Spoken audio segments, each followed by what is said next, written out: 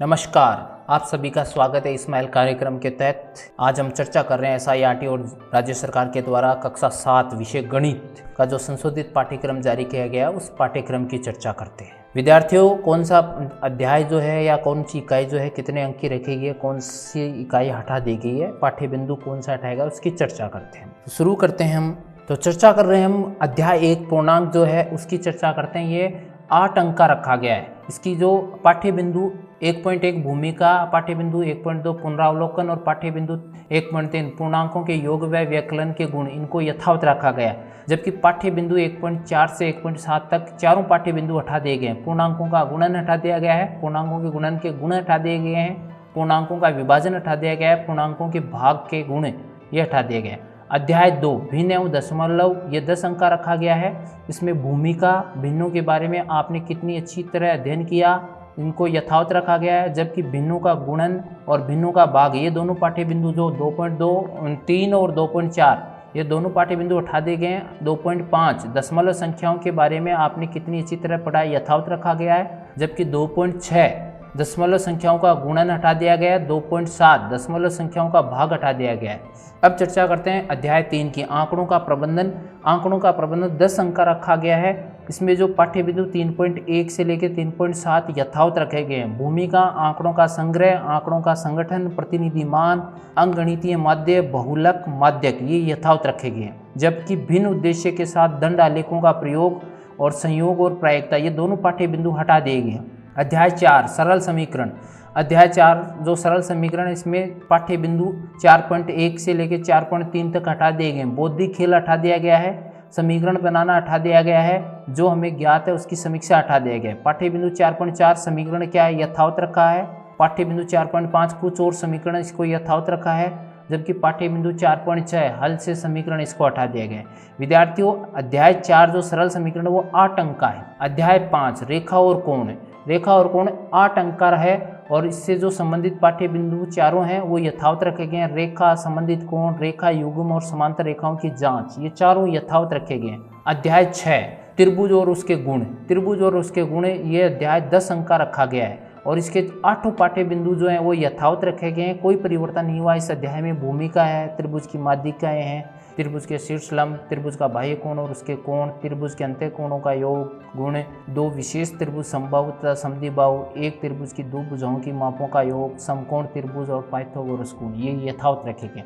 अध्याय 7 त्रिभुज की सर्वांग समता, ये 5 अंक का रखा गया है। इसमें देखिए भूमिका नामक पाठ्य बिंदु हटा दिया गया है। तल आकृतियों की सर्वांग समता, ये हटा दिया गया है। रेखाओं की सर्वांग समता, ये भी हटा दिया गया है।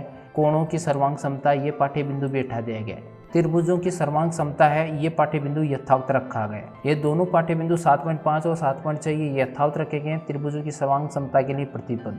तो इस प्रकार से आगे बढ़ते हैं। अध्याय 8 राशियों की तुलना।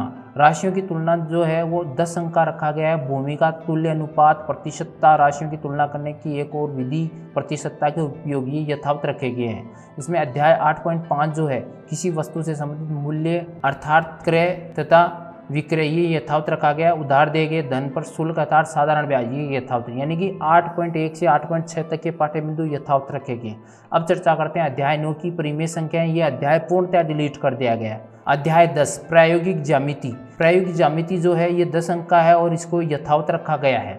भूमिका, एक दी हुई रेखा के समांतर उस बिंदु से होकर रेखा खींचना जो उस रेखा पर स्थित नहीं है। त्रिभुजों की रचना, एक त्रिभुज की रचना जब उसके तीनों भुजाओं की लंबाई दी हो।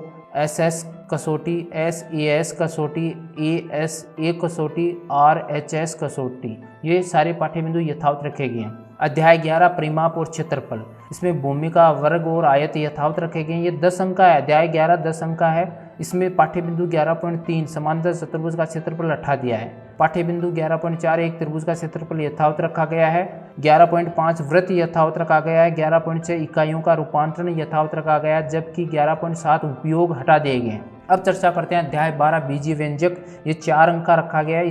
इसमें मात्र ये ध्यान दीजिए एक पाठ्य बिंदु रखा गया, बाकी पूरी की पूरी इकाई हटा दी। बीजीय व्यंजकों के योग और व्यवकलन, जो पाठ्य बिंदु 12.6 ये रखा गया है केवल, और बाकी सारा पार्ट है वो हटा दिया गया है। अध्याय 13 घातांक और घात। घातांक और घात 7 अंक का है। इसमें भूमिका, घातांक के नियम, घातांकों के नियम का विविध उदाहरणों में प्रयोग, ये यथावत रखा गया है। जबकि दशमलव संख्या पद्धति 13.5 जो है दशमलव संख्या पद्धति हटा दिया गया है। 13.6 बड़ी संख्याओं को मानक रूप में व्यक्त करना भी हटा दिया गया है। अध्याय 14 समिति, अध्याय 14 पूर्णतः हटा दिया गया है। अध्याय 15 ठोस आकारों का चित्रण, ये भी हटा दिया गया है। तो इस प्रकार से विद्यार्थियों हमने देखा कि कौन कौन सी प्रश्नावली या कौन कौन सी इकाई अध्याय हटाए गए हैं, कौन से अध्याय कितने अंक के हैं। इस जो आपका वीडियो सिलेबस की PDF है, इसकी PDF प्राप्त करने के लिए डिस्क्रिप्शन बॉक्स में जो कमेंट्स बॉक्स है आपका, उसमें लिंक दिया गया है हमारे टेलीग्राम चैनल का, वहाँ से आप PDF प्राप्त कर सकते हैं। आप अगर चैनल पे नए हैं तो हमारे चैनल को सब्सक्राइब करिए